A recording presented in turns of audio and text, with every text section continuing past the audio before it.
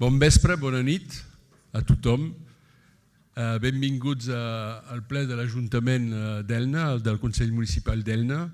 Benvinguts als auditors que són en visió, benvinguts als presents, públic i regidors i regidores. Donc, bonsoir, bonne nuit, bienvenue au Conseil municipal d'Elna, au plein du Conseil municipal d'Elna. Bienvenue aux auditeurs, auditrices et auditeurs qui sont derrière leur visio ou à celles et ceux qui sont présents, spectateurs ou conseillers municipaux et adjoints. Voilà. Donc je vais vous donner les procurations que j'ai à ma possession. Sylvie Bouissac qui donne procuration à Jacques Fajula, Ayad Yousri qui donne procuration à Annelise Mirail, Annabelle Aranda qui donne procuration à Para Alicia et Yassine El Gawal qui me donne procuration. Donc le premier point de l'ordre du jour, c'est l'approbation du PV de la réunion du précédent conseil municipal qui a eu lieu le 21 avril 2022. Est-ce qu'il y a des observations sur ce conseil municipal ? Non, sur ce PV en tout cas. Je n'en vois pas. En tout cas, vous avez reçu le compte rendu, vous avez pu les critiquer. Donc, je passe au vote. Y a-t-il des contre ? Des abstentions ? Tout le monde est pour ? Je vous remercie. Donc, le deuxième point, c'est comme d'habitude la série d'informations que je vous donne en vertu des divers pouvoirs que vous m'avez délégués dans les premiers conseils municipaux. Donc, comme d'habitude, je vous fais grâce de la lecture in extenso de ces décisions et vous pourrez les trouver, public pourra les trouver sur le site de la mairie. Voilà. Est-ce qu'il y a des observations sur ces informations que je vous donne ? Monsieur Higuero. Oui, bonsoir. C'est concernant le 8e alinéa sur les chantiers. Disons que c'est quand même dommage qu'il n'y ait pas eu de commission pour en discuter sur les nouvelles orientations, parce que j'ai vu que vous avez scindé les travaux en plusieurs fois, ce qui est judicieux. Pas scindé les travaux en plusieurs fois, pourquoi vous dites ça ?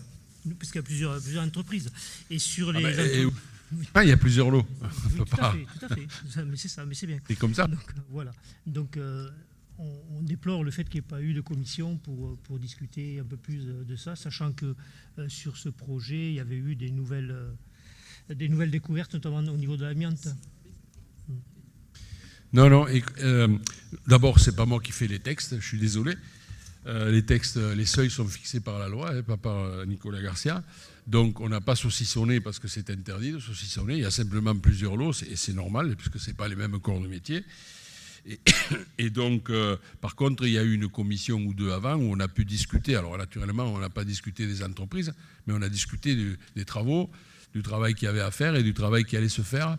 Donc, voilà, après, la loi nous permet d'agir ainsi. On a les seuils, on les respecte. Voilà, et donc, je n'exclus pas, pour dire la vérité, qu'à des moments, sur des appels d'offres, où même on est en dessous du seuil, on réunisse quand même la commission, parce que je l'ai demandé moi-même au département, donc je suis favorable, sauf que là, on avait un problème, c'était un problème de temps, de délai. On était très, très pressé par les délais, on a perdu beaucoup de temps. Vous savez que le souffleur de verre est à la peine, parce qu'il ne peut pas produire, il expose, mais il ne peut pas produire. Donc, on a voulu gagner, ne serait-ce que 3 semaines, un mois, c'est important dans la situation dans laquelle il est. Donc, moi, je n'exclus pas, pour les appels d'offres en dessous du seuil, de pouvoir réunir la commission, parce que c'est normal quand on est élu de participer à ces commissions. Mais là, réellement, il n'y avait pas d'intention autre que celle de gagner du temps et d'utiliser tous les artifices et tous les atouts pour gagner du temps. On a fait de la négociation, par exemple, on n'avait pas de personnes qui avaient répondu pour la toiture. En fait, vous préciserez, ceux qui ont suivi, mais on a fait un dialogue pour pouvoir trouver quelqu'un, quoi. C'était compliqué. Voilà. Je ne sais pas si la réponse vous convient, mais en tout cas, c'est ma réponse. C'est bon ? Allez, donc, je considère que vous êtes informés, que je vous ai donné les bonnes informations, et donc je passe au point 2 inscrit à l'ordre du jour, qui est donc le rapport d'observation définitive de la Cour régionale des comptes, de la Chambre régionale des comptes, pardon, sur le contrôle des comptes, et je passe la parole à Jacques Fajula. Voilà, bonsoir tout le monde. Le contrôle des comptes de la gestion de la commune concerne les exercices de 2015 à 2020. Un rappel aux personnes présentes et à ceux qui nous regardent que notre équipe est arrivée en juillet 2020. Je vais vous lire les 10 recommandations de la Cour régionale des comptes. Présenter le rapport d'activité de l'intercommunalité de façon annuelle au conseil municipal conformément aux dispositions de l'article L. 5211-39 du Code général des collectivités territoriales. À ce point numéro 1, notre équipe a déjà répondu. Il a été mis en œuvre. Le rapport d'activité 2019 a été présenté au conseil municipal le 24 février 2021. Celui de 2020 a été présenté le 20 octobre 2021 et celui de 2021 sera présenté, bien entendu, dès que la communauté de communes nous le transmettra. Donc pour le point numéro 1, nous avons répondu favorablement à la Cour des comptes. Le point numéro 2, formaliser la stratégie de gestion patrimoniale en établissant un schéma directeur immobilier fondé sur une connaissance qualitative du patrimoine et de ses besoins. Là, nous sommes en train de voir ce point. Pour le point numéro 3, optimiser l'exercice de la compétence promotion du tourisme en lien avec son établissement public de coopération intercommunale. Là également, nous sommes en train de voir cette position, ce point numéro 3. Pour la réponse 4, respecter les dispositions de l'article R 2311, code 11 du Code général des collectivités territoriales pour arrêter le montant des restes à réaliser. Les restes à réaliser, nous répondons, les restes à réaliser sont arrêtés sur le compte administratif et repris sur le budget conformément à la réglementation. Selon les recommandations de la Cour générale des comptes, l'arrêt des restes à réaliser va être affiné dès le prochain compte administratif de 2022. Pour le point numéro 5, procéder au contrôle des régies, conformément aux dispositions de l'article R 1617-17 du Code général des collectivités territoriales. Là, nous répondons, un contrôle a été mis en place dès 2021 au service finance concernant le numéraire. Une réflexion est en cours pour mettre en place un contrôle sur le lien de chaque régie. Pour le point numéro 6, respecter les dispositions de l'instruction budgétaire et comptable M14 en matière de travaux de régie. Nous répondons, le service technique a été équipé d'un logiciel qui devrait permettre de respecter les recommandations. Pour le point numéro 7, réaliser et rapprocher l'inventaire communal de l'état de l'actif tenu par le comptable public.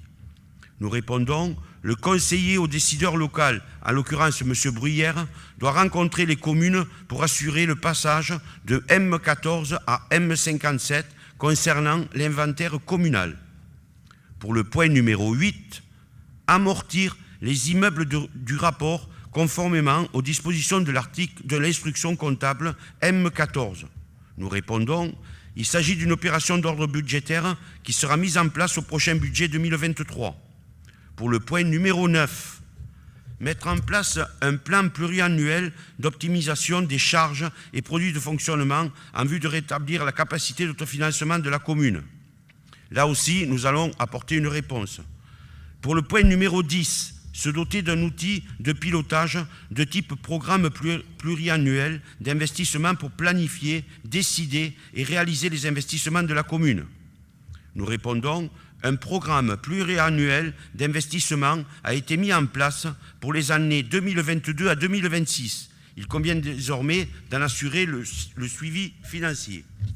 Donc vous verrez que pour ces 10 recommandations de la Cour régionale des comptes, nous avons répondu à 1, 2, 3, 4, 5, 6, 7 points. Il nous en manque 3.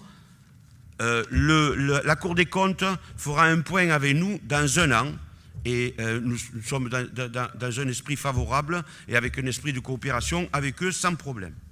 Par contre, si vous aviez 2 minutes et vous prenez le rapport de la Cour des comptes. On te les donne. Et vous prenez la page 36, s'il vous plaît. À la page 36, et il y a un moment donné, il y a une ligne qui est 413. 413, à la page 36. C'est la Cour des comptes. La mise en ligne des documents budgétaires. Seuls les derniers documents budgétaires à compter de 2020 sont accessibles sur le site internet de la commune. Selon l'ordonnateur, les documents budgétaires précédents étaient mis en ligne sur une borne interactive de la mairie, accessible sur place, à l'extérieur et à l'intérieur du bâtiment, le lien entre cette borne et le site de la ville n'ayant pas pu être réalisé pour des raisons techniques. Ensuite, je vous propose de passer à la page 40. Donc ça veut dire que c'est affiché que depuis qu'on est là. Depuis qu'on est là. D'accord. La page 42. L'évolution des impôts locaux. Le produit des impôts locaux a progressé, la Cour des comptes, sur la période de 2015 à 2020, de près de 24%, grâce à l'évolution des bases, mais aussi à la hausse des taux de 2016. C'est la Cour des comptes qui le dit.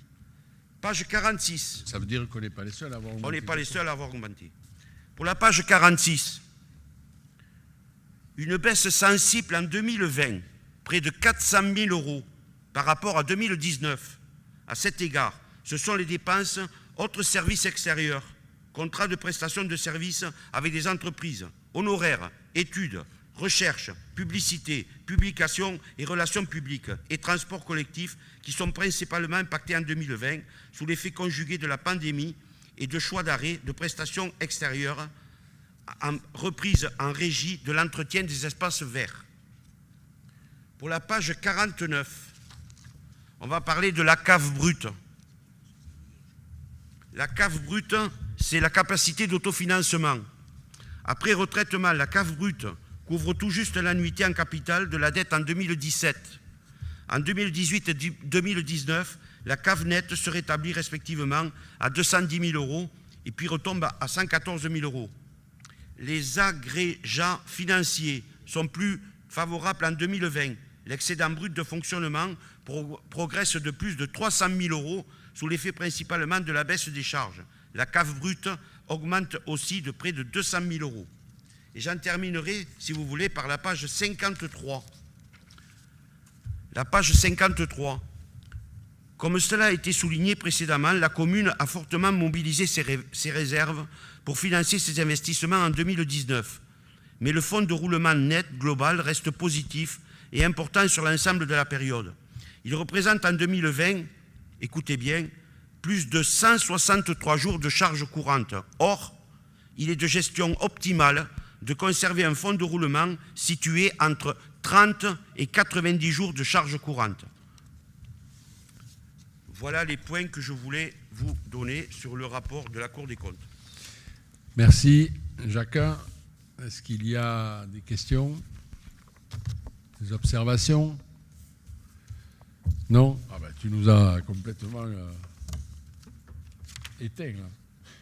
En tout cas, le rapport, il est en ligne. Vous pouvez le lire. Vous pourrez le lire Il sera en ligne après le Conseil et vous pourrez le lire. Et donc, la Cour des comptes va communiquer à la presse. Je crois que c'est la règle. C'est des résultats. Et ensuite, dans un an, ils viendront nous voir pour savoir si on a suivi leurs recommandations ou si on ne les a pas suivies. Voilà. Donc, je rappelle que c'était la période donc, avant les élections municipales, avant que nous soyons en place. Il n'y a pas d'observation, donc... On ne vote pas, je crois. On ne vote pas. Quitus. Vous me donnez quitus que je vous ai enfin, que Jacques Fajula vous a communiqué les éléments un petit peu globaux et puis que vous avez en votre possession le rapport. OK? Allez, et qu'il y a eu un débat, en tout cas ceux qui ont voulu. Merci. Donc, point numéro 3, Jacques Fajula encore. Voilà, c'est sur le budget principal de la commune. L'exercice 2022, c'est une décision modificative. Monsieur le maire fait part au conseil municipal de la nécessité de réajuster certains comptes sur le budget principal de la commune en section d'investissement par virement de crédit.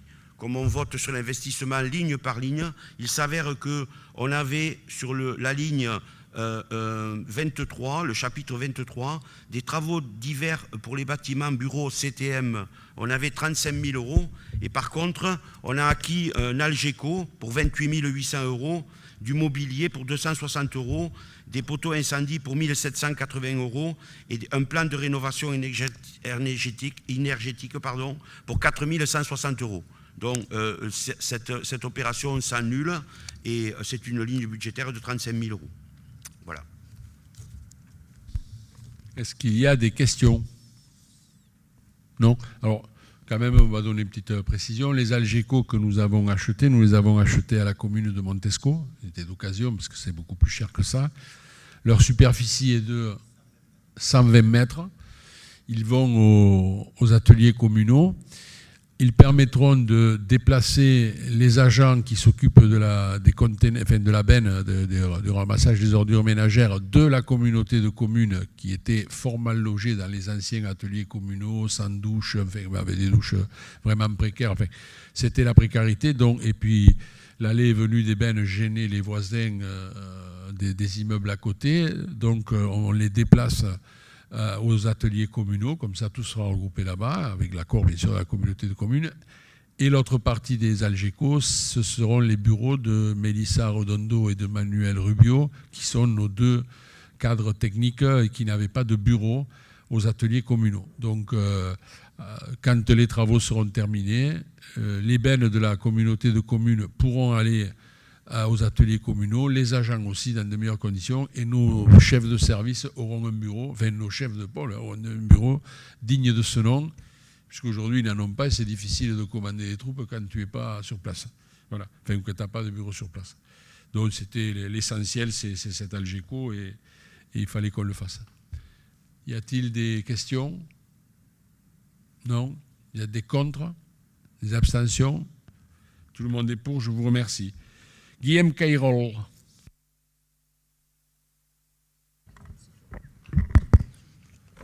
Bonsoir à tous. Bonne tarda a tothom. Punt número 4. Es tracta de l'adhesió de l'Ajuntament a l'ANDES, Associació Nacional d'Electes Responsables de l'Esport. L'alcalde comunica a l'Assemblea que l'ANDES és una associació lleu 1901, nascuda de la voluntat d'alguns elegits locals per no quedar-se aïllats davant dels problemes trobats en el terreny. L'associació ANDES treballa pel desenvolupament de l'esport francès. L'ANDES és un lloc d'intercanvis privilegiats sobre les polítiques esportives de la ciutat i permet donar suport diàriament als elegits locals a través de les seves xarxes d'experts i contactes. L'adhesió permetrà al municipi integrar una estructura nacional en relació amb els òrgans de decisió de l'esport, local i nacional, per defensar els nostres interessos a prop de les institucions, Ministeri de l'Esport, federacions, lligues professionals.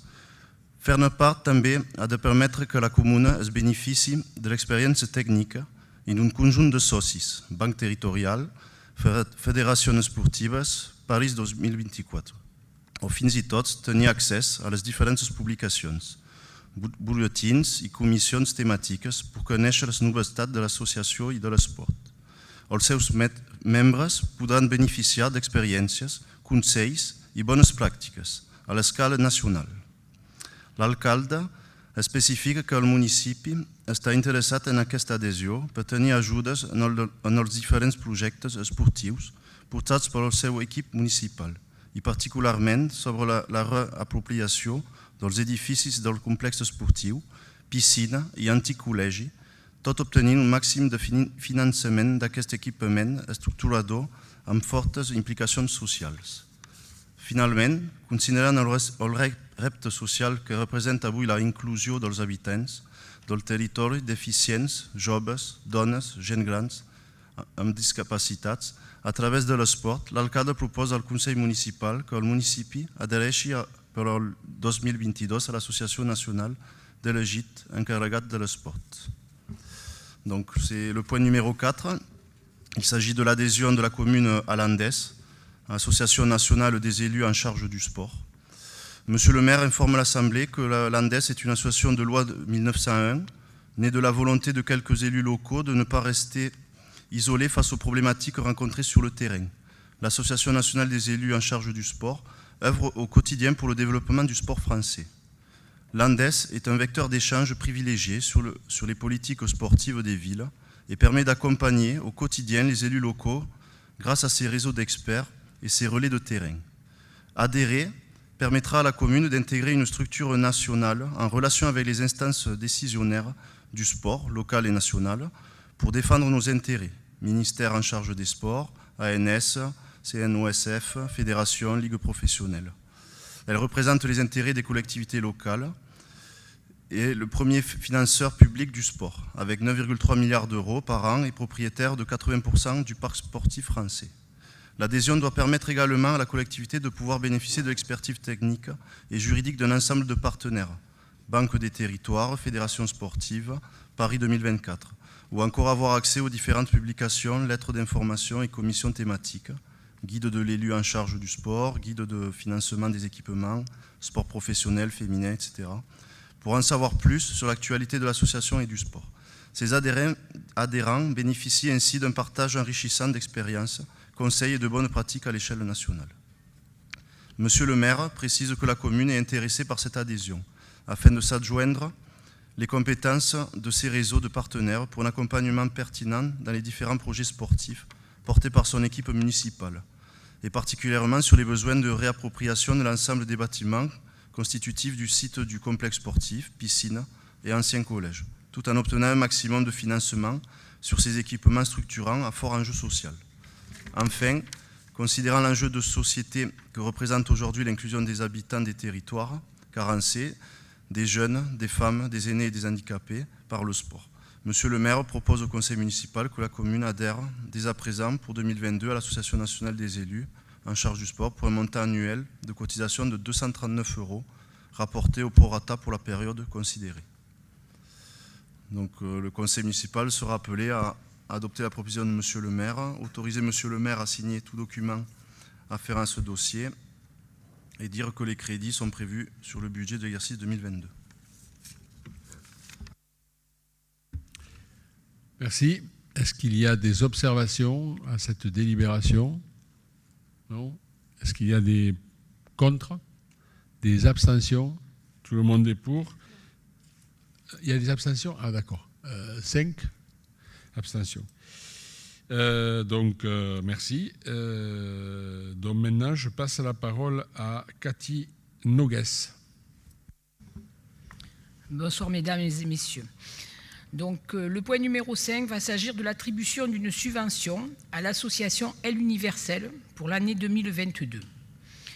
Donc, au vu des délibérations du 30 mars 2022 ayant pour l'objet le vote des subventions aux associations pour cette année, Monsieur le maire informe le conseil municipal que l'association illibérienne Elle Universelle vient de déposer un dossier de demande de subvention pour l'année 2022. Il précise que cette association est un centre socio-éducatif et culturel de quartier avec l'espace solidaire, vente de livres, spécialité littérature pour la jeunesse, ainsi qu'un centre d'apprentissage de langue vivante et de soutien scolaire et propose des activités et des ateliers divers. Considérant que cette association mérite d'être soutenue, il propose de répondre favorablement à la requête et suggère l'attribution d'une subvention de 300 € au titre de l'année 2022. Considérant les crédits ouverts au budget par délibération du 30 mars 2022, le conseil municipal sera donc appelé à décider, adopter la proposition de monsieur le maire d'attribuer donc une subvention de 300 € à l'association Elle Universelle au titre de l'année 2022. Dire que les crédits sont prévus sur le budget principal de la commune pour cet exercice. C'est bon? Allez. Est-ce qu'il y a des observations? Oui. Une simple observation, je suppose que cette association va demander l'année prochaine également d'avoir une aide, ce qui est une subvention, donc de l'engager à faire en sorte qu'elle soit faite pour qu'on puisse en délibérer au mois de mars comme c'est prévu, pour éviter d'avoir Voilà. De le mettre sur le planning des associations pour qu'on puisse évoquer avec toutes les autres. Ça évitera de faire des votes en plus. Réponds. Oui, alors pour l'attribution des subventions, effectivement, c'est voté au mois de mars, comme vous dites, M. Guéraud, mais il n'y a pas de date butoir. Hein. Les subventions peuvent être distribuées du moment qu'elles font partie de l'enveloppe budgétaire qui a été votée. Et sachant juste que pour cette association-là, ce dossier avait été déposé au mois d'octobre et malheureusement, il a été perdu. Donc, je pense, en tant que délégué en charge, accorder cette subvention. Voilà.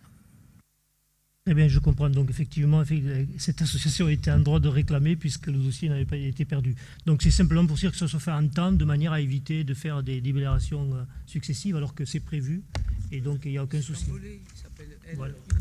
Non, mais c'est bien. Ça ne pose pas de problème majeur. Bon, il y a des associations qui peuvent oublier, des fois les dossiers peuvent s'égarer, c'est pas une règle intangible. Mais effectivement, c'est mieux qu'on les vote tout en même temps. C'est bon? Il n'y a pas de contre, il n'y a pas d'abstention. Tout le monde est pour. Allez, merci beaucoup. Donc je passe la parole à Fabrice Vattier.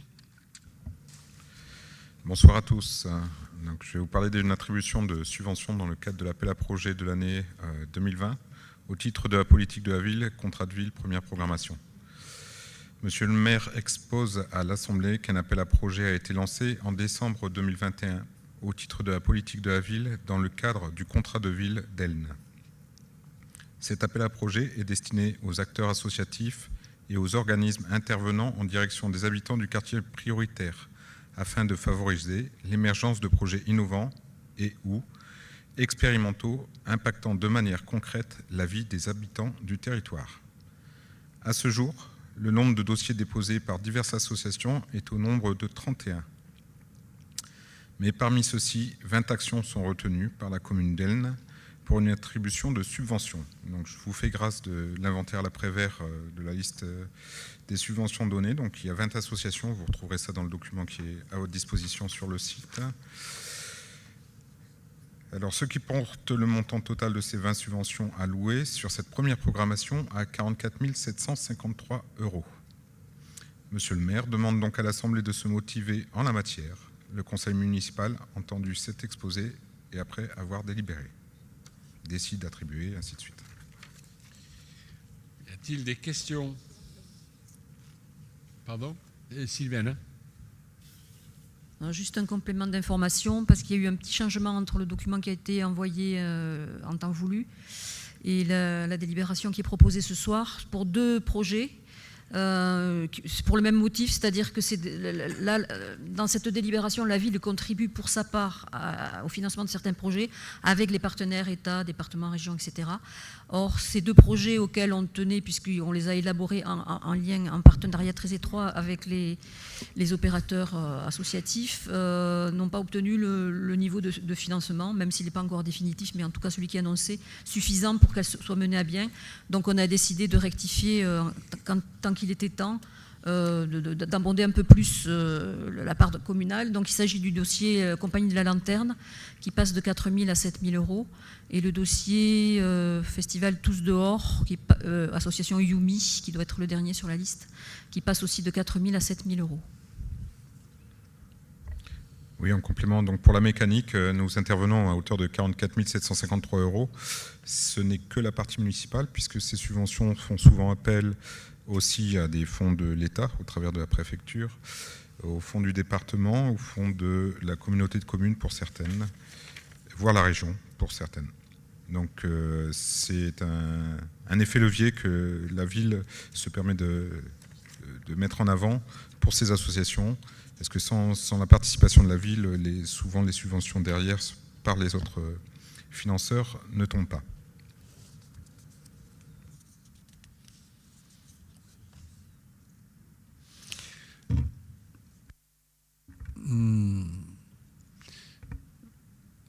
Madame Jimenez et moi-même ne participons pas au vote. D'accord? Puisque dans aussi bête que cela puisse paraître, dans ces subventions, il y a des subventions pour le centre communal d'action sociale. Et donc, il vaut mieux éviter, même si on est de fait président et vice-président du Centre communal d'action sociale, on ne peut pas faire autrement, donc on ne participe pas au vote.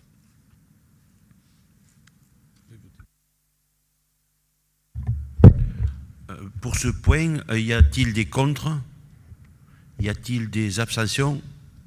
Tout le reste est pour? Merci.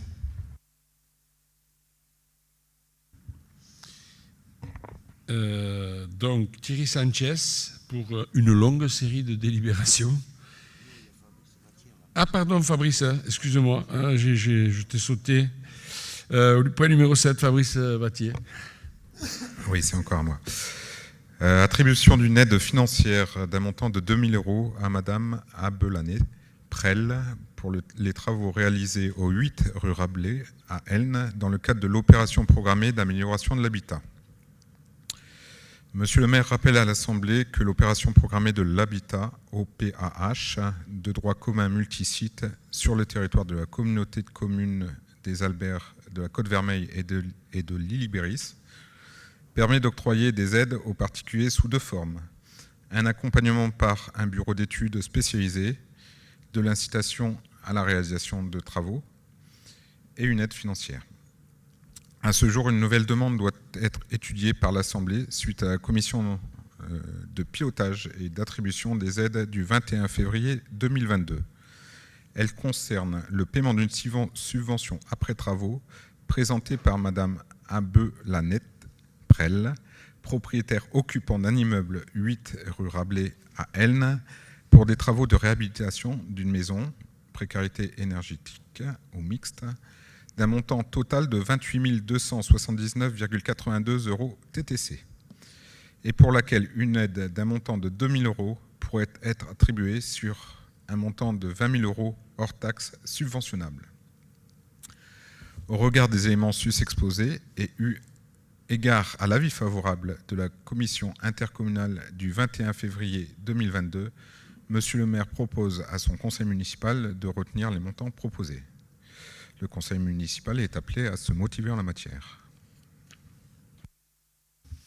Bien, donc est-ce qu'il y a des observations, des questions, des demandes de précision sur la délibération de M. Vattier?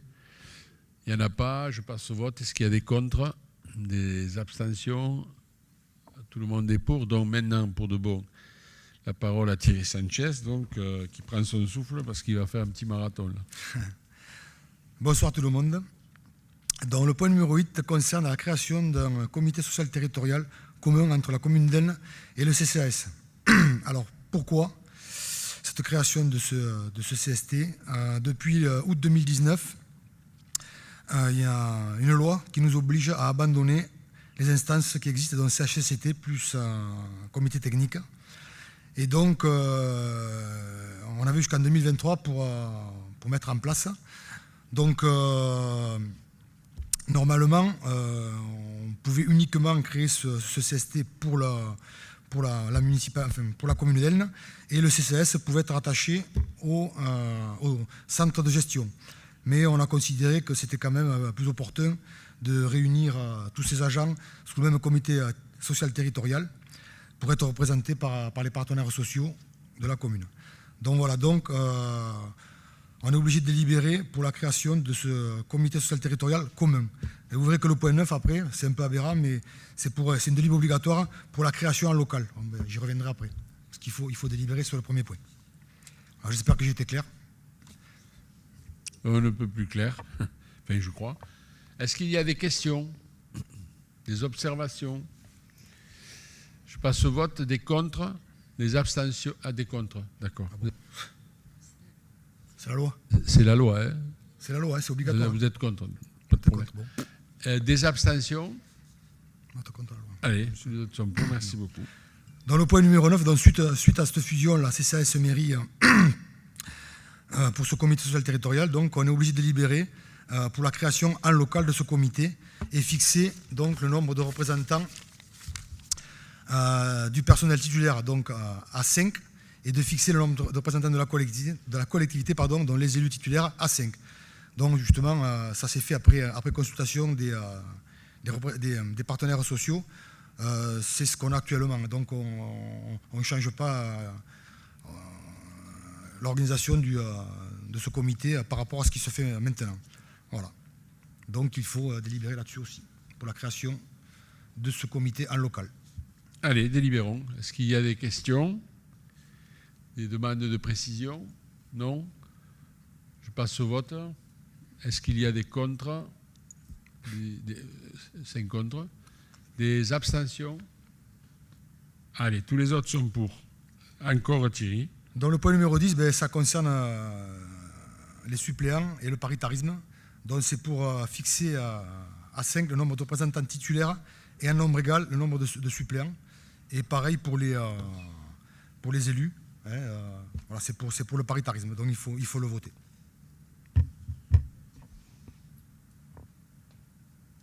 C'est bon? Bon, on ne change pas, hein, donc c'était le... Est-ce qu'il y a des questions, des observations, des contre? D'accord. Vous n'êtes pas pour qu'on soit représenté au CT, c'est compliqué quand même. Des abstentions? Tous les autres sont pour. Merci beaucoup. Vous ne donnez pas d'explication de vote, M. Guiraud? Non. Non. D'accord. Allez, Thierry, continue.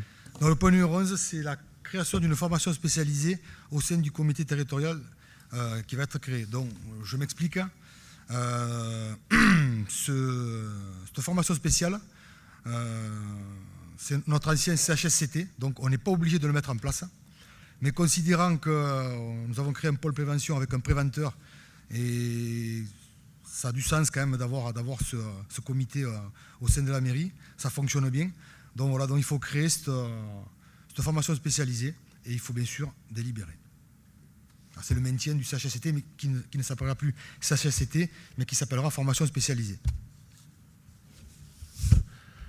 Enfin, des questions, des observations, non? Allez, je passe au vote. Des contre? Des abstentions? Allez, tous les autres sont pour. 5 contre, 0 abstention, tous les autres sont pour.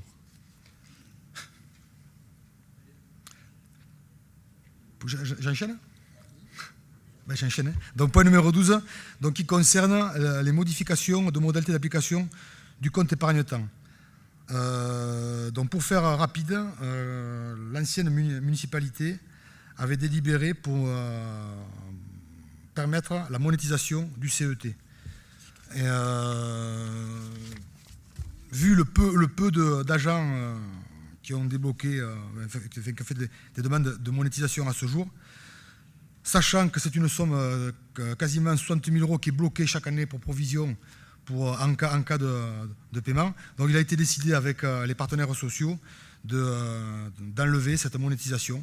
Donc les agents pourront uniquement prendre sous forme de congé. Voilà, donc il faut délibérer pour adopter ce... Alors, est-ce qu'il y a des questions, des demandes de précision? Non? Y a-t-il des contre? Des abstentions? Tout le monde est pour cette fois, merci. Allez, vas-y. J'enchaîne, point numéro 13, donc c'est la prolongation d'un contrat de vacataire. C'est la prolongation du contrat du directeur de cabinet. Voilà, donc on le prolonge jusqu'au 31 décembre. Donc il faut délibérer. Alors, est-ce qu'il y a des questions sur le vacataire qui est présent ici, M. Rio? Y a-t-il des observations, des contre? C'était prévu. Des abstentions? Tous les autres sont pour. Merci beaucoup.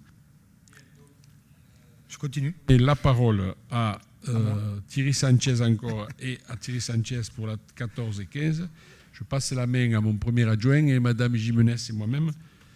On s'en va. Ouais. Voilà, parce que vous allez prendre des délibérations qui concernent une structure où nous sommes président et vice-président. Donc, pour ne pas se trouver dans la situation de conflit d'intérêts, c'est la loi, c'est bête, mais c'est comme ça, on sort.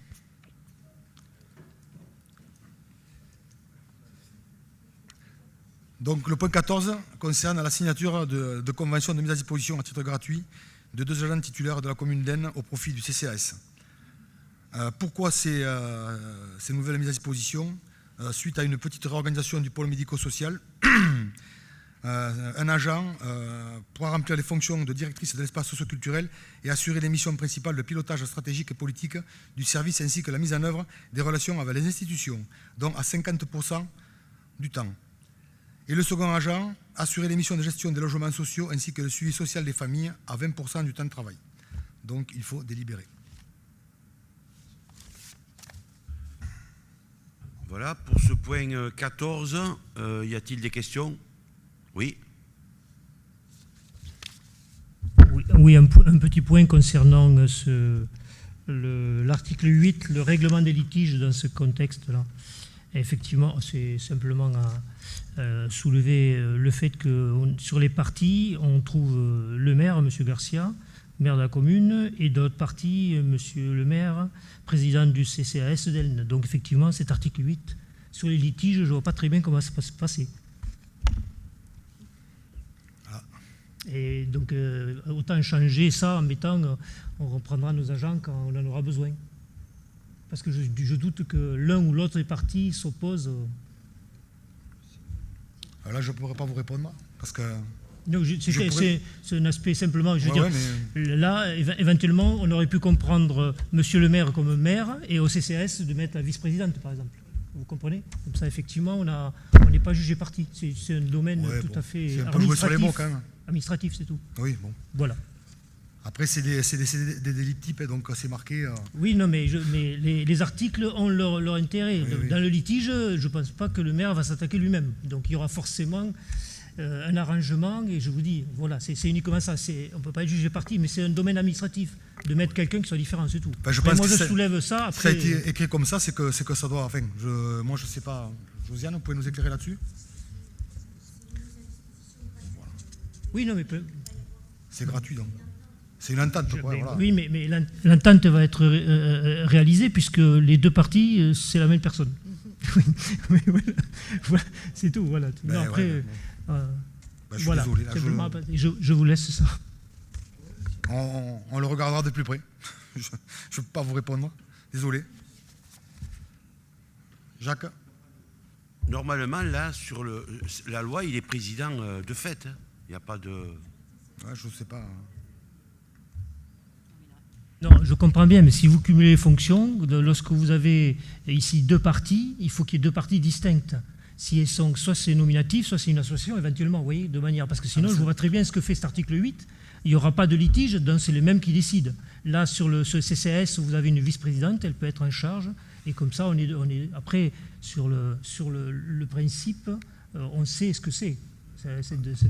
Mais sur l'acte administratif, ça pose un petit problème. Sinon, c'est pas contractuel. Mais aucun, il a deux casquettes exprès, justement. Oui.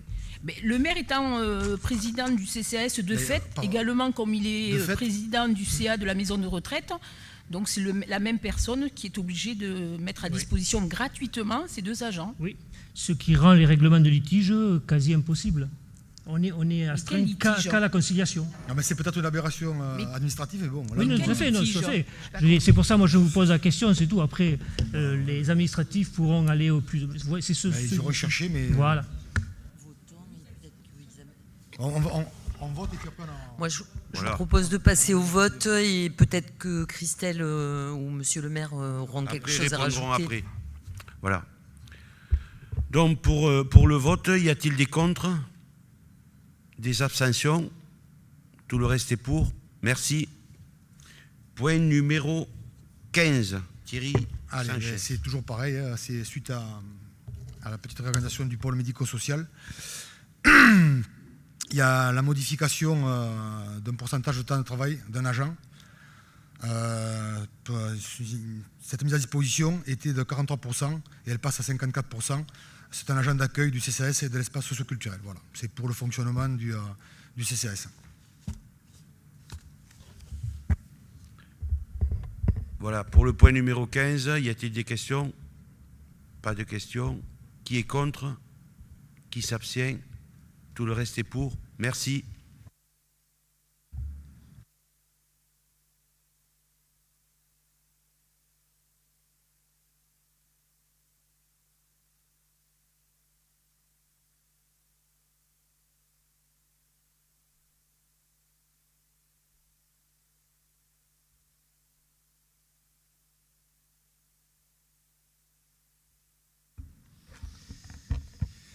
Mais je n'ai pas pu m'empêcher d'écouter la question, vous vous doutez bien. Donc, si vous voulez, il m'arrive très souvent de signer, moi-même ça me paraissait curieux, mais déjà dans un précédent mandat, ça me paraissait curieux de signer ce soir même. J'ai signé 4 ou 5 arrêtés où je signe avec le maire et le président du conseil d'administration. Et je me souviens qu'à l'époque, ça m'avait un peu choqué. On avait demandé à la préfecture, il n'y a rien d'anormal à ça. Il n'y a rien d'anormal à ça. C'est comme ça. Je suis de fait le président du CCAS et de fait le maire d'Elne. Donc on pourrait artificiellement, pour la galerie, faire signer la vice-présidente et le maire pour la galerie, mais il n'en reste pas moins que je suis responsable des 2 entités. Et donc je peux effectivement être appelé à être en conflit avec moi-même, mais je vous assure que si j'étais en conflit avec moi-même, je réglerais la question en dehors des tribunaux, quoi. Je m'expliquerais avec moi-même dans mon truc, pour pas que ça m'emmerderait de me mettre en justice. Ça fait bon. Vous doutez bien que c'est un peu... Mais moi aussi, ça m'avait choqué déjà par le passé. Voilà. Je crois qu'on peut faire abstention de l'article 8. Voilà. Je sais Merci. pas. On verra, mais franchement, bon, on aurait pu mettre Madame Gimenez, mais c'était se cacher. La réalité, c'est que voilà, je suis responsable des 2 structures. Donc, le point 16, c'est moi. Donc, il s'agit, il s'agit de désigner donc les délégués. Alors, laissez-moi arriver à l'ordre du jour pour vous le lire.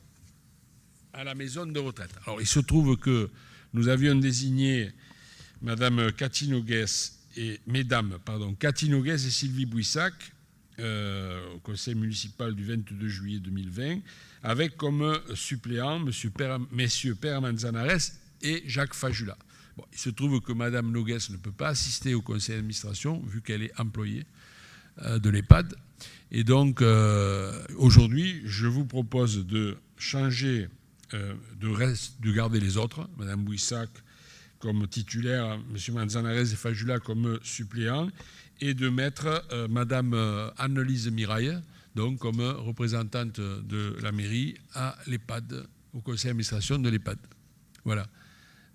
C'est pas plus difficile que ça, c'est aussi simple que ça, j'ai envie de dire. Est-ce qu'il y a des observations, des questions? Je passe au vote. Y a-t-il des contre? Des abstentions? Tout le monde est pour, merci beaucoup.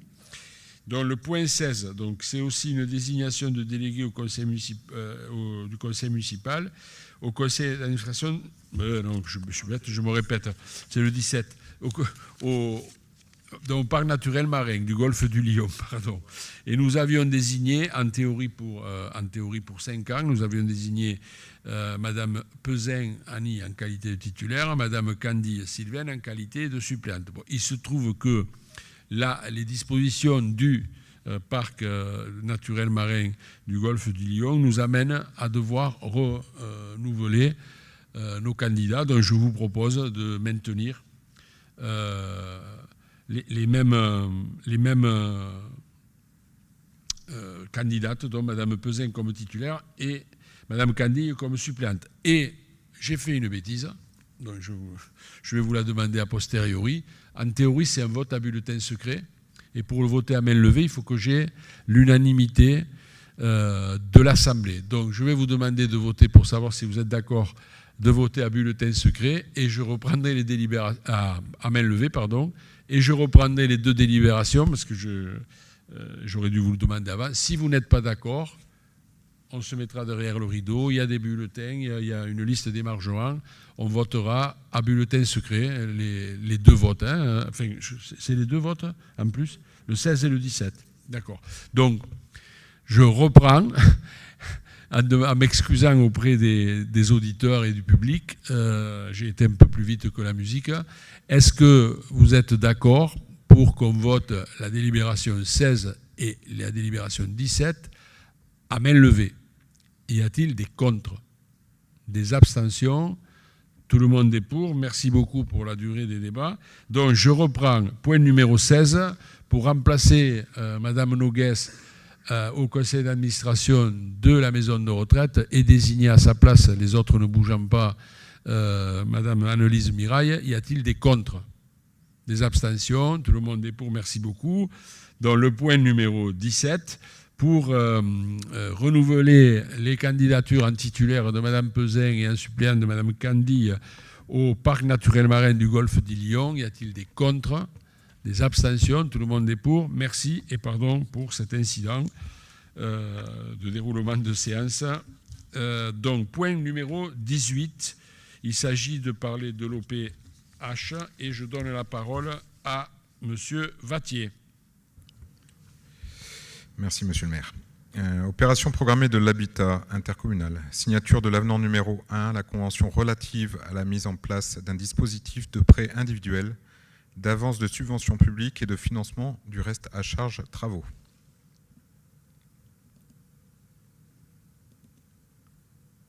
C'est bon ?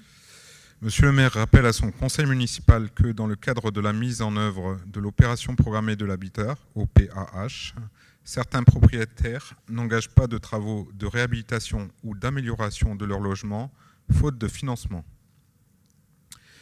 Il faut savoir que dans la plupart des cas, les travaux sont subventionnés, mais il reste toujours un reste à charge pour l'habitant. Pour cette raison, une convention avait été signée le 17 juin 2021 entre la communauté de communes Albert Côte-Vermeille-Ilibéris et les communes membres et la FDI SACICAP, Société anonyme coopérative d'intérêt collectif pour l'accession à la propriété. Cette dernière consacrant une partie de ses dividendes à des solutions de financement proposées à des propriétaires occupants modestes, souvent exclus des circuits bancaires traditionnels. Elle propose en particulier la mise en place d'une caisse d'avance et de prêt pour financer ces travaux. Ce partenariat a pu permettre d'améliorer la solvabilité des propriétaires éligibles aux aides prévues par l'OPAH intercommunal, mais pour lesquels les financements complémentaires indispensables aux règles de l'avance de subvention et ou du reste à charge sont difficiles, voire impossibles à obtenir. Effectivement, non seulement il y a un reste à charge, mais en plus, pour pouvoir toucher les subventions, il faut d'abord faire l'avance de frais. Et ce n'est pas toujours possible pour les citoyens. La convention conclue pour une durée de 12 mois à compter du 1er janvier 2001 est arrivée à échéance. Il y aura donc tout intérêt à la renouveler pour une durée identique à compter du 1er janvier 2022.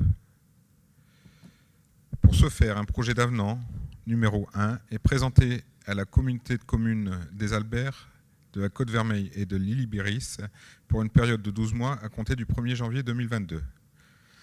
Après avoir entendu l'exposé de Monsieur le maire et avoir pris connaissance du projet d'avenant numéro 1 à la convention de la FDI SACICAP relative à la mise en place d'un dispositif de prêt individuel d'avance de subvention publique et de financement du reste à charge, travaux, dans le cadre de l'OPAH intercommunal, le conseil municipal est appelé à se motiver.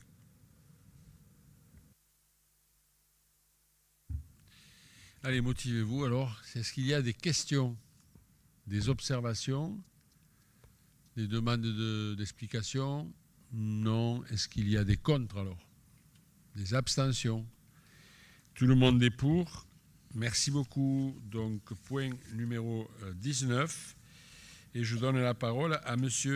Castagnier. C'est concernant la concertation, dans le bilan de la concertation de la procédure de déclaration du projet emportant mise en compatibilité numéro 3 du plan local d'urbanisme. Merci Roland. Bon, je vais vous épargner la lecture des 6 pages. Alors on va essayer de faire un peu un bilan de cet article.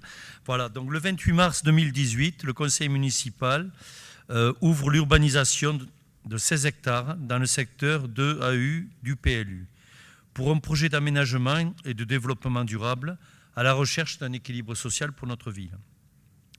Dans le contexte de la zone d'aménagement concerté, Le but est de trouver un équilibre entre deux modes d'habiter dans le tissu urbain du centre-ville et les nouveaux quartiers.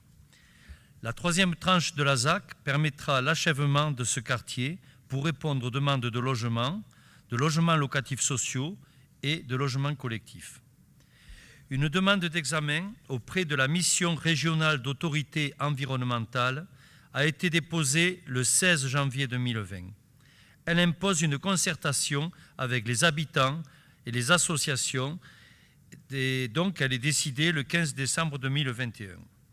Alors, cette concertation comprend un affichage de la délibération, une mise à disposition du dossier de déclaration pour recueillir les observations, mise en ligne du dossier sur le site internet de la commune, mise en place de panneaux d'information à la mairie, insertion dans un article de presse, insertion sur le site Facebook de la mairie. Toutes ces modalités ont été effectivement mises en place jusqu'au 18 mai inclus. Une observation a été consignée par M. et Mme Courbon le 22 février 2022, signalant que les parcelles 88, 90, 91 et 132, dont ils sont propriétaires, ne sont pas acquises à ce jour. Ces personnes sont en attente de réponses posées aux aménageurs. Une adresse mail a été créée pour la concertation, mais aucun mail n'a été envoyé. Les moyens de communication, d'information et d'expression ont permis une concertation efficace. Le 22 février 2022, un courrier adressé au maire par M. et Mme Courbon concernant la phase opérationnelle de la tranche 3 de la ZAC et l'aspect foncier a été versé à la concertation. Donc, M. le maire précise que la concertation s'est déroulée dans les meilleures conditions. Il propose au Conseil de tirer un bilan positif car la concertation a eu lieu sans interruption depuis le 16 décembre 2021. Les modalités ont été accomplies et le bilan de concertation est positif et la procédure donc est prête à être poursuivie. Donc il s'agit de décider donc de tirer un bilan positif de la concertation, de cette procédure, dire que la présente délibération ainsi que le projet de déclaration du projet sera notifié aux avis des personnes publiques et organismes associés, préciser que la présente délibération sera transmise à Monsieur le Préfet des Pyrénées-Orientales, sera jointe au dossier de déclaration de projet emportant mise en compatibilité, sera tenue à la disposition du public en mairie aux jours et heures habituels d'ouverture, sera affichée pendant un mois en mairie, mention de cet affichage sera insérée en caractère apparent dans un journal diffusé dans le département, sera publié au recueil des actes administratifs. Voilà, dire que chacune des formalités de publicité ci-dessus mentionnera que le dossier peut être consulté en mairie de 9h à 12h et de 14h à 17h. Dire que la présente délibération sera jointe au dossier d'enquête publique de la procédure de déclaration de projet. Et préciser que la présente délibération sera exécutoire dans le délai d'1 mois suivant sa réception par le préfet, si celui-ci n'a notifié aucune modification à apporter ou dans le cas contraire à dater de la prise en compte de ces modifications. Voilà. Et après accomplissement de la dernière des mesures de publicité visées ci-dessus. Voilà, c'est tout. Bien, je précise que selon mes informations, je pense être bien informé sur le sujet, le cas soulevé par M. et Mme Courbon est réglé à ce jour, puisque je crois savoir qu'il est en cours une promesse, ou est déjà faite, ou est en cours une promesse, avec les aménageurs. Voilà. C'est mon petit doigt qui me l'a dit. Est-ce qu'il y a des questions, des observations, des remarques sur ce que vient de lire M. Castagnier? Donc, contrairement à ce qu'on peut lire sur quelques torchons qui circulent, il y a eu de la concertation, voilà, toutes les possibilités d'intervenir pour les gens. La preuve, c'est qu'il y en a qui sont intervenus. Je ne sais pas si quelqu'un veut rajouter quelque chose. Non? D'accord, je vais passer au vote alors. Y a-t-il des contre, des abstentions? Tout le monde est pour. Merci beaucoup. Donc, je passe la parole à Annie Puzin. On reparle d'éclairage public. Vous savez que la commune a expérimenté depuis novembre 2020 l'extinction partielle de l'éclairage public, a proposé aux citoyens de répondre à une enquête sur ce sujet. Donc, on aurait aimé avoir plus de réponses, mais les réponses étaient très positives pour cette démarche. Et donc, il s'agit là de prendre une délibération de principe d'extinction partielle de l'éclairage public, qui ne précise pas les horaires, mais qui indique que la commune est clairement engagée dans cette démarche. En sachant que Monsieur le maire se réserve en période de fête ou d'événements particuliers la possibilité de moduler les horaires, voire de laisser éclairer très tard le soir. Et également, la commune a mis à l'étude l'acquisition peut-être d'armoires spécifiques qui permettraient de gérer nous-mêmes les horaires d'extinction dans le cœur de ville, alors que pour le reste de la commune, c'est la communauté de communes qui gère à la demande de la ville. Bien, donc on affine un petit peu, on ne renonce pas, mais on affine un petit peu en fonction des concertations aussi qu'on a eues, des retours qu'on a eus, on affine un petit peu la question de l'extinction des feux, qui est très positive à bien des égards, et d'abord sur la biodiversité, et puis aussi sur plein de choses qui ont pu être constatées au CLSPD, donc Conseil local de prévention de la délinquance. Y a-t-il des questions, des observations? Oui, monsieur. Et donc sur ce plan d'extinction des lumières, là, vous ne parlez pas d'horaire. Est-ce qu'on peut quand même avoir un peu plus de savoir, puisqu'on est sur la période des nuits les plus courtes? Donc autant en automne, effectivement, on peut avoir une incidence assez importante. Est-ce que là, vous avez quelque chose, parce que c'est assez imprécis sur les horaires quand, Alors, c'est pas imprécis. J'ai dit au début, c'est une délibération de principe. C'est-à-dire, voilà. Mais sur le principe, est-ce que vous avez une idée sur les horaires qui pourraient être appliqués? Les horaires seront pris par arrêté. J'ai pas en mémoire. Ah. J'ai pas en mémoire. Alors, est-ce que Mathieu est là? Il va m'aider pour les horaires du matin. Oui, il y a une saisonnalité de juin à septembre. Voilà. Tu veux... Vas-y. C'est bon? Oui, c'est bon. Je crois de tête, Nick, on rallume à 5 heures pour la période à partir de septembre, pour les bennes. Ouais. Voilà, et pour les enfants. Pour la benne et pour les éboueurs qui nous ont demandé à pouvoir travailler avec les lumières. Tout faire. Et pour les enfants, pour les transports scolaires principalement. Pour la saison d'été, il n'y a pas de rallumage le matin. Et j'ai une incertitude sur l'extinction. Je crois qu'on est resté sur minuit ou 1h. 11 heures l'hiver. Voilà, 11 heures l'hiver et c'est minuit ou 1h l'été, il me semble. Voilà. Et avec l'idée, comme l'a dit Annie sur le principe, dans l'espace, il faut tout faire ici, dans l'espace où on fait les festivités, on va se donner la possibilité d'être indépendant, entre guillemets, de la coupure, pour la coupure de la communauté de communes. De pouvoir couper nous-mêmes ou rallonger. Hein. Donc ça veut dire que si un jour il y a des festivités sur la place République jusqu'à 2 heures du matin, l'extinction des feux ne se fera pas à 1 heure. Mais en règle générale, elle se fera à 1 heure l'été, à 11 heures l'hiver, à 23 heures il y a 1 heure du matin, l'hiver 23 heures, 1 heure du matin l'été, sauf centre-ville. Et le matin, on rallume l'hiver pour les gosses, et pour les gosses qui prennent le bus, et pour la benne.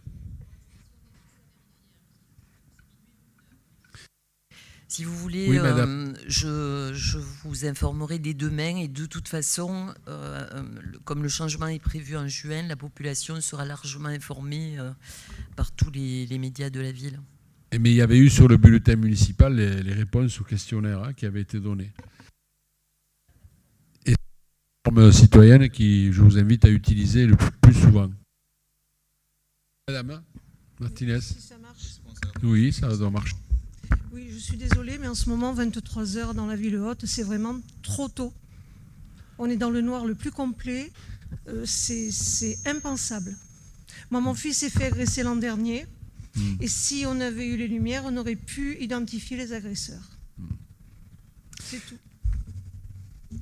J'entends bien ce que vous dites, Mme Martinez. À un moment donné, il faut trancher, que ce soit 11h, minuit. 23 heures de mai, ce que je peux vous dire, et c'est vérifiable par toutes les personnes qui étaient présentes au CLSPD, c'est que la chute des incivilités et des agressions depuis qu'on fait l'extension, elle est vertigineuse. Elle est vertigineuse.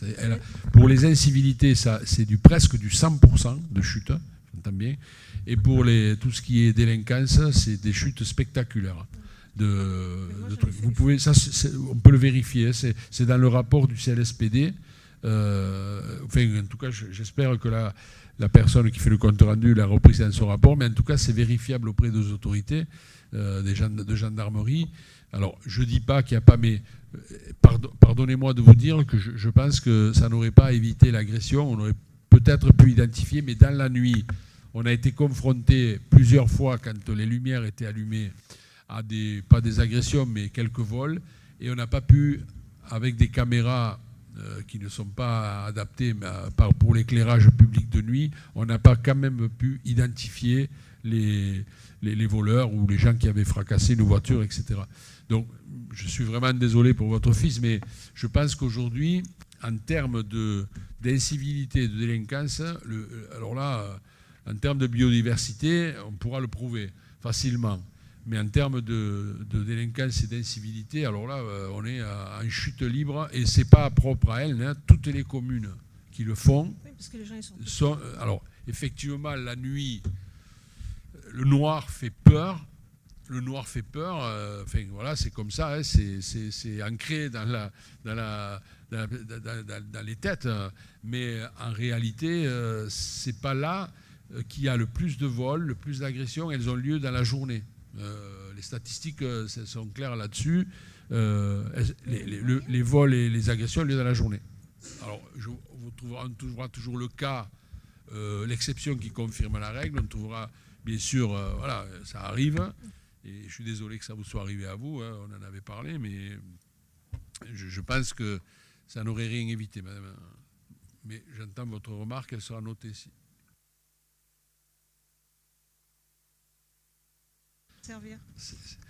Je vous ai dit, on a été confronté à ça par le passé, de vol de voiture, pas de vol de voiture, mais des fractions sur les voitures, sous les caméras, et on n'a pas pu les identifier, les agresseurs. On aurait pu les identifier avec des vêtements spécifiques. Enfin, 23 heures, c'est très tôt. 23 heures, c'est très tôt, quoi. Moi, personnellement, je ne sors plus, je rentre toujours avant 23 heures, on n'y voit pas à 2 mètres. Mais il faut acheter une lampe, madame. Tous les téléphones portables sont équipés de lampes. Non, mais bon, il faut prendre une heure, ce serait 11h30 ou... La question, c'est on éteint ou on n'éteint pas, voilà. Parce que 11h30 ou minuit, le problème reste le même. Marque sera enregistrée.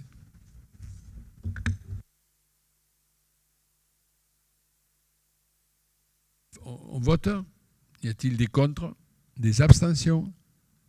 Tout le monde est pour, merci beaucoup. Donc pour moi, l'ordre du jour est épuisé.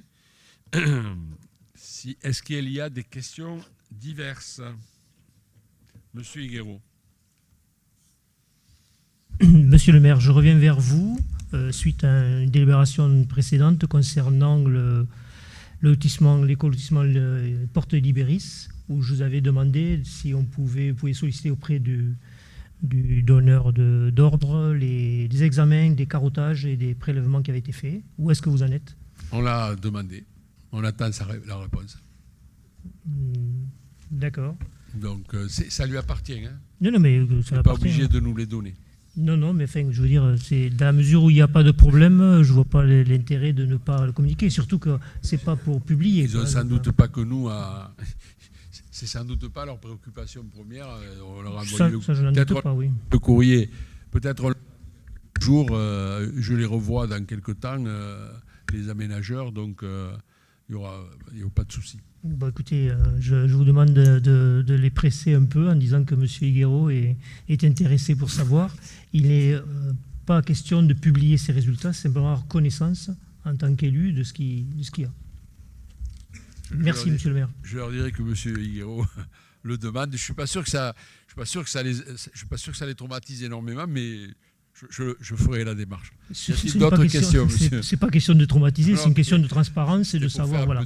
Donc après le reste, je comprends bien les sentiments, mais bon, il y a des choses qui arrivent facilement, des situations qu'on peut comprendre.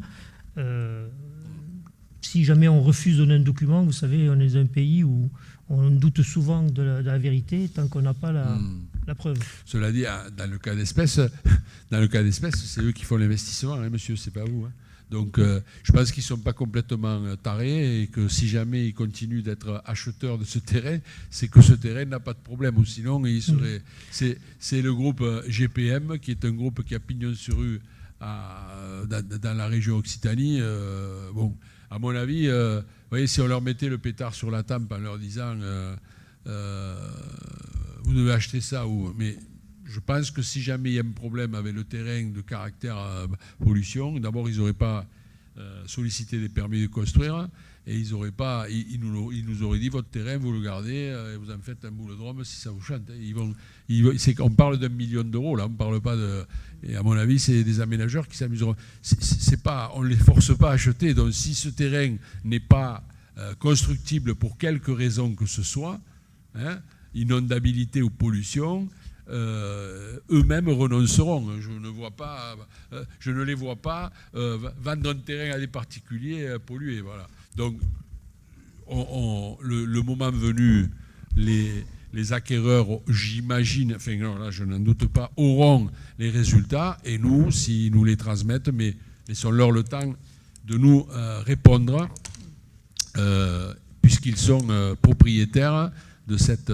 Ce que je peux vous dire, c'est que contrairement à ce qui s'est passé jusqu'à présent,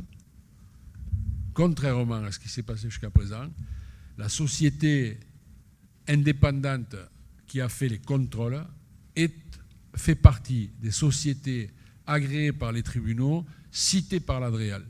Et je vous renvoie au rapport de l'Adréal. Donc personne de ceux qui sont contre ce lotissement ne font jamais état, naturellement. L'Adréal dit très clairement que tous les rapports qui ont été faits sont faits par des entreprises qui ne sont pas compétentes. En tout cas, qui ne sont pas reconnues par les tribunaux comme compétentes en la matière.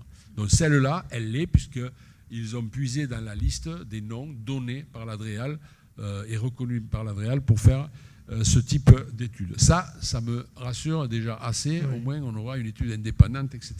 Cela dit, je répète pour le public que je ne vois pas des gens qui n'ont vraiment pas besoin de ce petit terrain acheter un truc inutilisable à 1 million d'euros. Quoi. Ils seraient complètement tarés de le faire. Et je pense qu'ils sont beaucoup plus proches de leurs sous que nous. Que nous on peut le... Et, deuxièmement, je vous donne comme information qu'un des terrains a été vendu. J'ai signé l'acte lundi, je crois. Oui, lundi matin.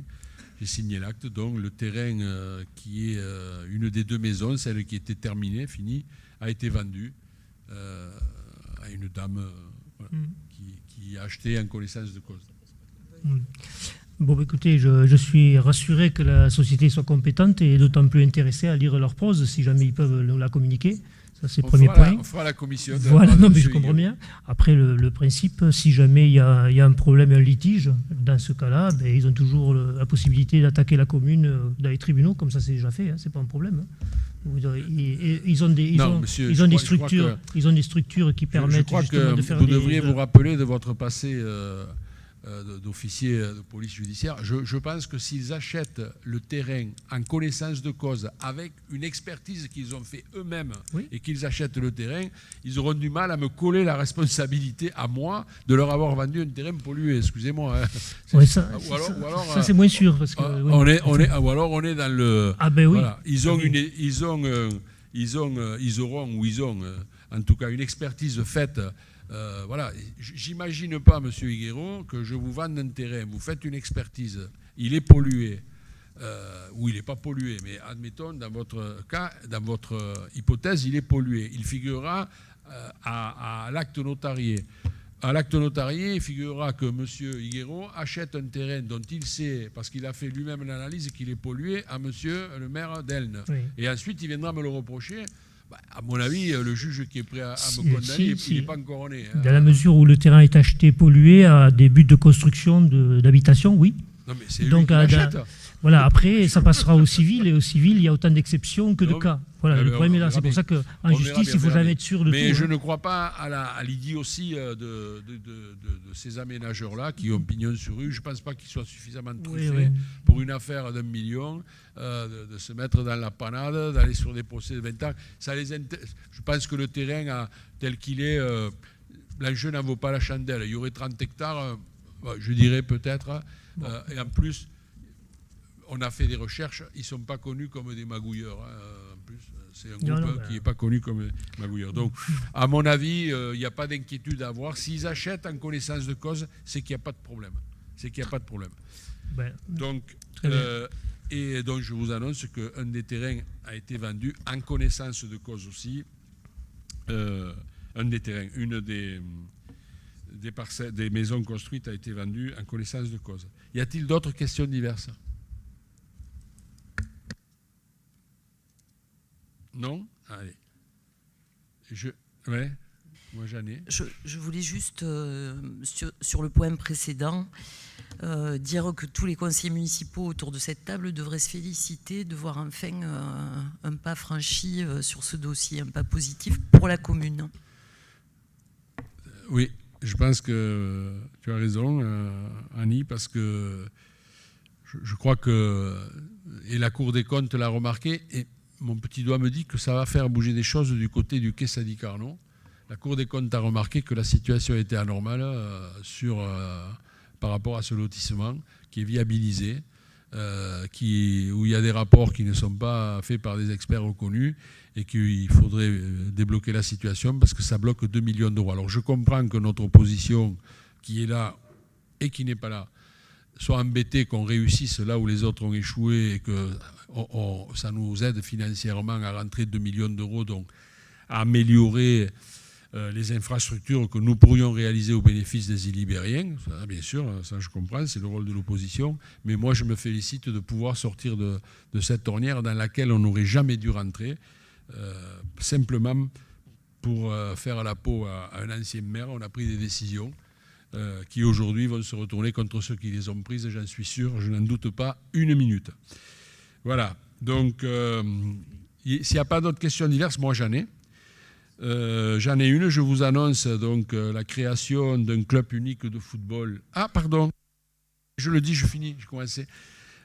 Qui est présidé par un Libérien qui s'appelle M. Kader Zenaki, et qui donc le club Avenir Football Catalan, qui regroupe Elne, Alenia, Tesa et quelques autres communes, est né ce soir, je crois, ou ces jours-ci, sous l'impulsion des nouveaux dirigeants d'Elne. Je crois que c'est une bonne chose. Voilà. Et donc, avant de reprendre la parole, je passe la parole à Mme Candy.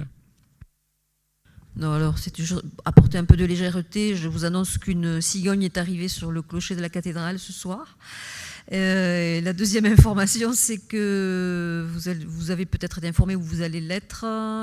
Mardi prochain, 24 mai à 18h30 ici même, il y aura la restitution publique du diagnostic sur les mobilités, les circulations à Elne. Suite à 5 marches exploratoires faites avec des habitants qui ont bien voulu y participer. Environ 120 habitants ont contribué à ce travail sur 5 rendez-vous depuis l'automne dernier. Donc on fait une restitution publique de ce diagnostic mardi prochain, ici à 18h30. Tout le monde y est convié, bien évidemment. Voilà. André Trive. Oui, c'est juste pour faire un petit appel sur les quelques événements à venir. Ce week-end, vous avez un événement qui s'appelle le Menja de la Terre, qui se passera sur la place. Le Menja de la Terre. Ouais, qui sera donc sur la place de la République à Elne. Pour vous dire que ça a déjà du succès, c'est que le repas du midi est déjà complet.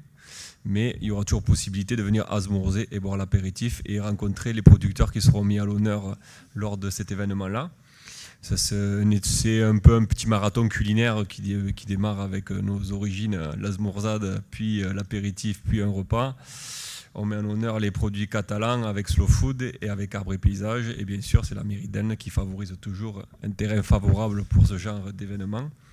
Et puis, vous avez le 3, le 4 et le 5 juin, les rencontres de l'agroécologie sur le thème de l'eau, qui est un sujet très très important et plus que chaud actuellement, parce que réchauffement climatique, problème d'imperméabilisation des sols et tout le tralala qui va avec, fait qu'aujourd'hui, c'est un gros problème pour tout le secteur méditerranéen. Alors, je parle aussi bien pour les nappes phréatiques, mais aussi pour le secteur agricole et pour notre souveraineté à tous et à toutes. Donc, vous êtes tous invités, les inscriptions sont en ligne, il faut aller sur la page Facebook ou le site internet Arbre et Paysage 66 et vous avez la possibilité de vous inscrire à ces rencontres et vous informer sur ces sujets très importants. Voilà, bonne soirée. Qui c'est qui fait le repas à midi, le dimanche? Qui c'est qui est le cuisinier? C'est IDEA. Ah d'accord. Et t'as gardé le place au maire? Même s'il n'est pas inscrit. On arrivera toujours à gratter 2-3 places. Non, bon, je blague. Appelez-moi directement. Je blague. D'autres infos, Christelle Jimenez? Je pensais, André, que tu allais parler de notre journée de samedi, puisque ce samedi aura lieu la dernière journée de formation sur le projet Les Arancades du futur, où il y a eu plus de 15 participants, tous enchantés. Et là, donc, je vous sollicite tous à venir voir au moins une partie de la journée ce projet qui arrive à terme, on va dire, puisque là, ça y est, on va lâcher les jardiniers à compter de ce samedi, à continuer à mettre en œuvre tout ce qu'ils ont pu apprendre sur cette formation. Et donc je sollicite toutes les personnes qui souhaitent poser leur candidature, puisque au mois d'octobre, nous allons attaquer la deuxième promo, on va dire, des Arancades du futur. Donc voilà, vous êtes tous conviés. Cette journée de formation aura lieu donc de 8h30 du matin à 17h toute la journée. Donc voilà, n'hésitez pas à venir échanger et pourquoi pas déjà poser votre candidature. Et conformément à notre règlement intérieur, je traduis, les Arancades du futur, c'est les jardins ouvriers. Alors je le dis parce qu'il y a peut-être tout le monde n'est pas au courant ou tout le monde ne s'en souvient pas, comme on a du public là et là. En fait, l'idée, ça a été de consacrer des terrains pour un apprentissage à travailler des jardins ouvriers, mais avec les méthodes de l'agroécologie et de la permaculture. Et ensuite, de pouvoir que ces jardiniers puissent avoir, ou ils ont déjà, ou qu'ils puissent obtenir des jardins ouvriers du CCAS, pour, en gros, qu'ils les travaillent avec les méthodes respectueuses du sol, respectueuses de l'eau, respectueuses de l'environnement. Voilà. Et donc, on fait cette formation. André Trive s'y investit beaucoup, Christelle aussi. On a été bien subventionnés.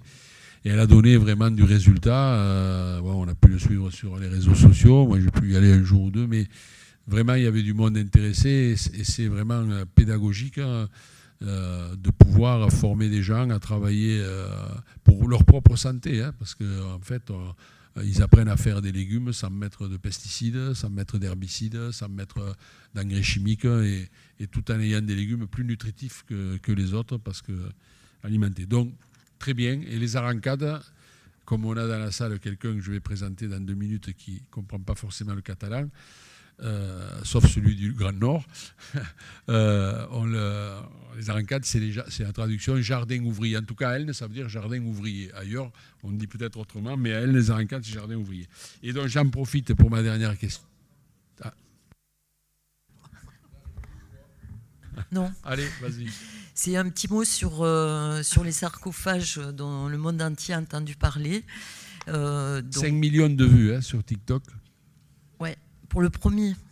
Mais c'est pas fini. 5 millions. Donc, beaucoup de gens se demandent où ils sont, qu'est-ce qu'ils deviennent. Ils sont en train de sécher dans les locaux du service archéologique départemental. Non, ils étaient immergés au niveau de la nappe phréatique et donc on ne peut pas les fouiller au risque d'abîmer les ossements qui sont contenus à l'intérieur. Et donc on les fait sécher doucement. Ils seront certainement fouillés en juin ou tout début juillet. Vous en entendrez parler. Et après la fouille, les monolithes, les sarcophages eux-mêmes seront restaurés puisqu'ils sont abîmés. et reviendront à Elne, peut-être d'ici. Un endroit déterminé. Oui, dans un endroit déterminé, mais assez vite.